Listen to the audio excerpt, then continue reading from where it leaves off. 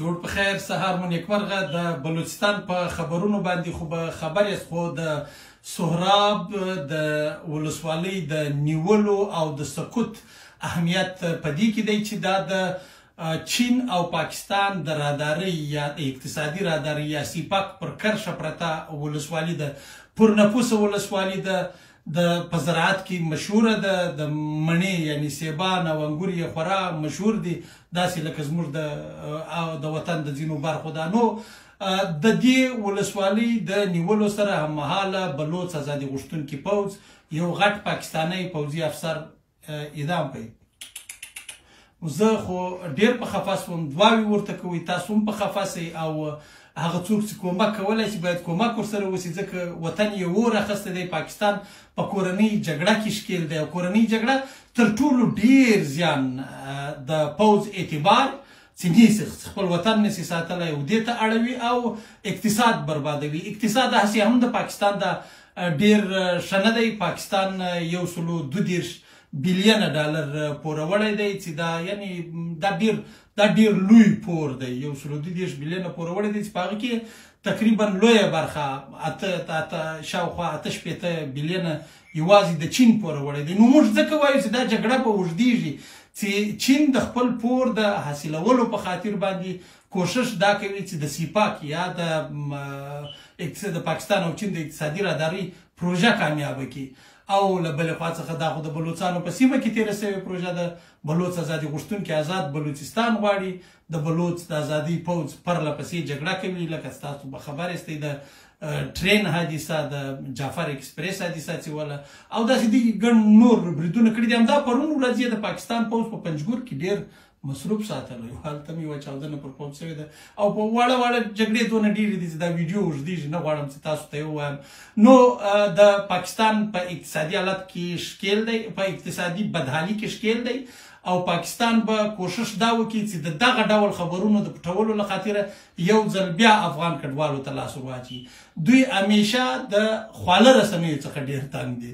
تر رسنیو کنټرولولی شي، خواله رسنۍ نشي کنټرولولی. نو د پاکستان په دې حالت باندې خلک خبر کړي، دا ویډیو تر نورو خلکو ورسوئ، شریکه یې کړي چې د پوروړي پاکستان او د اقتصادي پلوه د برباد پاکستان، د سیاسي پلوه د بې ثباته پاکستان، د نظامی پلوه په کورنۍ جګړه کې د ښکېل پاکستان له حالته خلک خبر شي. پاکستان 45 کاله په افغانستان کې جګړې ته لمن وهلې ده. څو 15 اوس یې هم وایي. یعنی خبره دا ده که پاکستان توبه ایستلی وای، پر هر حکومت چې دی توبه ایستلی وای، دی غواړي چې د افغانستان د برباد افغانستان وویني، او افغانستان اوس شکر دی سمې خواته روان دی. سمې خواته په دې معنا باندې زه وایم چې امنیت پکې سم دی. کم از کم زما افغانان نه مري. دوی وایي چې د یوه افغان وینه د یوه پاکستاني وینه تر 100,000 افغانانو بې ده.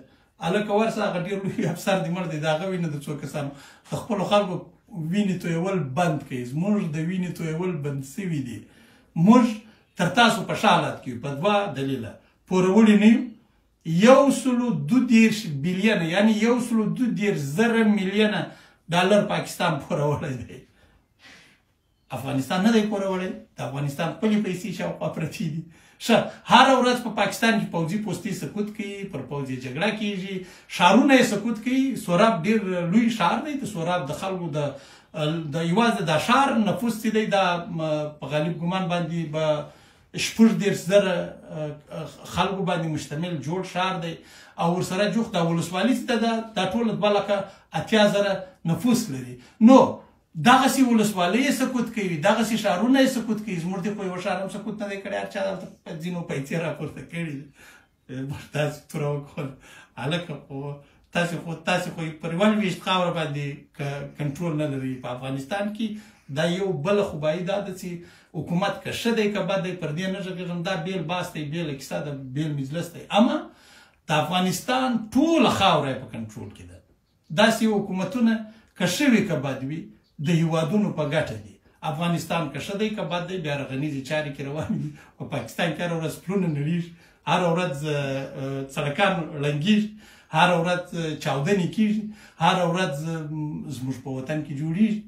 ښه دي که بد دي، لږ به جوړېږي، په کمزوري کیفیت به جوړېږي، اما یو شی روان دی. نو موږ ځان نه ورسره مقایسه کوو، په دې کې هیڅ شک شبهه نشته موږ خو ګاونډی د خالي دعا ورته کوله چې تاسو هم دعا ورته وکړئ دا ویډیو تر ډېرو خلکو پورې ورسوئ خلک خبر شي او د پاکستان دا وړې وړې پیښې را اخلي هر ورځ خو نو اوس موږ هم پر دار شي باندې پیاله ولاکه راخیستلی سو نو دا وړې وړې پیښې هره ورځ کېږي هلته داسې ورځ نه وي لږ تر لږه په اوسط ډول په پاکستان کې 10 امنیتي پیښې کېږي چې په هغې کې پر پوځ او پولیسو او امنیتي ادارو ته تاوان اوړي نو دا پیښې باید افغانانو ریپورټ کړي لکه دوی چې زموږ دا ریپورټولې ښه په شا دومره دې ریپورټ کړي لکه دوی چې زموږ دا 15 کاله ریپورټولې نو له ګاونډي سره مرسته پکار ده هغسې مرسته لکه دوی 40 کاله له موږ سره کوله او دعا ورته کوئ وطن یې اور اخیستی دی او کوشش وکړئ هغه خپل خپلوان چې تاسو خبره مني تر 31 جولای د مخه ځینې راوباسئ دا به شوي دا خلک بیا د داسې پیښو د مخنیوي په خاطر باندې د افغانانو زورونې ته لاس ور اچوي نو د یو پیاوړي افغانستان په هیله پر خپلو پښو ولاړ افغانستان په هیله د یوه داسې افغانستان په هیله چې یو ځل خو یې ډېره خوندوره ګټه ودوی ته ور ورسېږي ژوند